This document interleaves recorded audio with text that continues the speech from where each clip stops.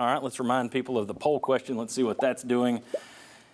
Okay, the negative Nellies, there still aren't many of you. That's good. See, I don't think the social media people watch this show because you go on social media and it's just nothing but hate and rage all the time. Heupel's a Conference USA coach. They shouldn't have lost to Arkansas. Nico's a bust.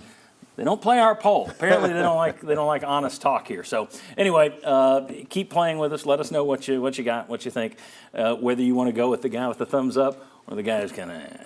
All right.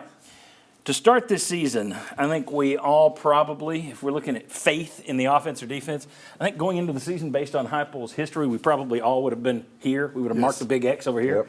By about mid-season, I think we would have been all the way over here, putting an X as far to this side as we could. But I want to ask you, if things changed at all, let me show you some numbers here about the offense and the defense. So let's see, confidence gaining. If we can, there we go. Confidence gaining, question mark. And what you have there, first 4 SEC games, Tennessee averaged 21.5 points per game. Last 4 SEC games, Tennessee's averaged 28.5. So they're up a touchdown over the last 4 SEC games. Okay. First 4 SEC games, Iamaleava's yards per pass attempt, a huge stat in terms of whether or not a team's going to be good, only 6.9. That has jumped more than a yard up to 8.0 in the last 4 games. So the offense, some key numbers going up. Let's take a look at the defense. Let's just play devil's advocate here. If we can take a look at the next graphic. There we go.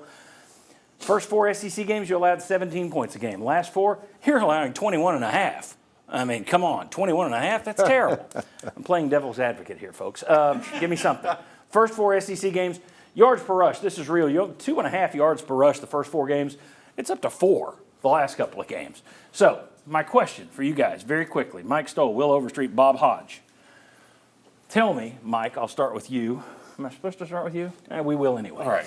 You tell me. So we were down here at some point, I'm guessing. You went all the way to defense. Where are you now? Has offense won you back, or are you still, nope, if I've got to put my line somewhere, it's over here. Where are you? Well, if tell me, it'd be like a game show. You tell me where to stop. Right there is where I'd go. Perfect. I'd stop the Mountaineer guy climbing right there. All right. Why?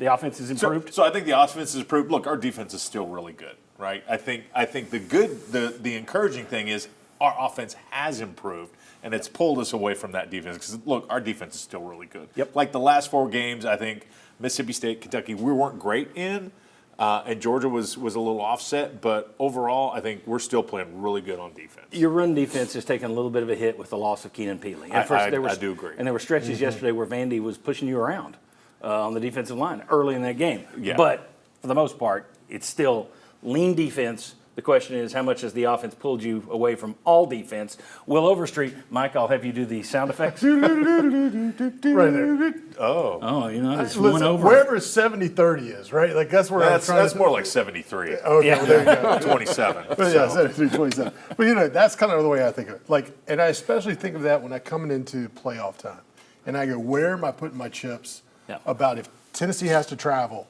where am I putting my chips?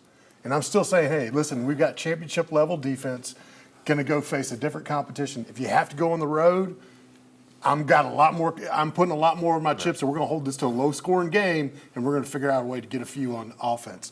I'm not still saying, oh, yeah, like run and gun, we're going to score 50 on somebody, and it's going to be a blowout. Could be cold weather could affect that. I think the offense is still inconsistent. I think it's improved. It's less inconsistent than it was, but I still think it's inconsistent. Bob Hodge and Mike Stoll, I cue you.